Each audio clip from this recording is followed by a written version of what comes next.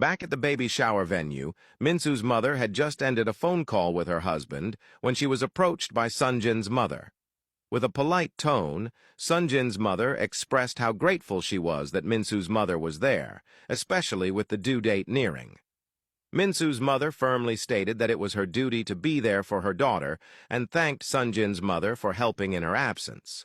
Sonjin's mother brought up the idea of Minsu staying at their family house for a few months after giving birth so she could receive proper care.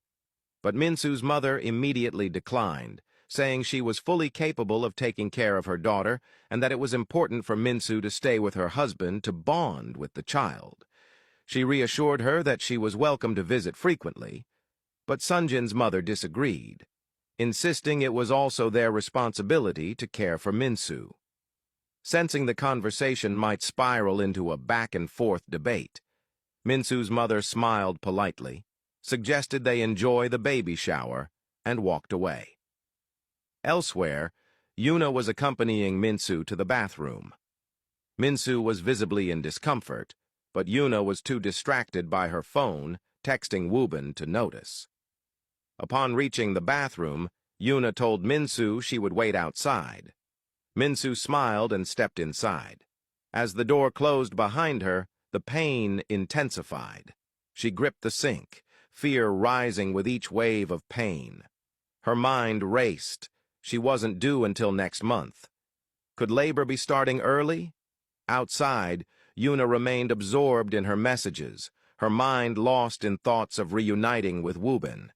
Then, a loud scream shattered her focus. Alarmed, she rushed into the bathroom, panic setting in. Back at Tech Bloom, Sonjin sat in the boardroom with his assistant, waiting for the investor. Sensing Sonjin's restlessness, the assistant reassured him that they were a bit early. Sonjin remained calm, confident in his ability to handle the meeting. When the investor arrived, Sonjin greeted him, and they sat down to begin. Just as the meeting was about to start, Sonjin's phone rang. Seeing it was his mother, he instructed his assistant to hold on to it and put it on Do Not Disturb to avoid interruptions. Meanwhile, at the baby shower, the situation had escalated. Minsu had gone into labor. She sat on the couch, crying in pain. Yuna rushed to her mother and Minsu's mother, urgently insisting that they needed to take Minsu to the hospital immediately. Her mother agreed. Since the ambulance was taking too long, she decided to drive Minsu herself. However, Sonjin's mother objected, wanting Minsu to be taken to their family home where she had arranged for medical experts and a midwife. Seeing her daughter in agony, Minsu's mother refused to entertain the suggestion. She helped Minsu to her feet, with Yuna assisting her, and insisted on taking her to the hospital. Sonjin's mother stood frozen, conflicted, as they hurried away. Back in the boardroom, the meeting was underway when Sonjin's assistant quietly approached and whispered that the phone had been ringing non-stop. Sonjin gave a nod, allowing him to check.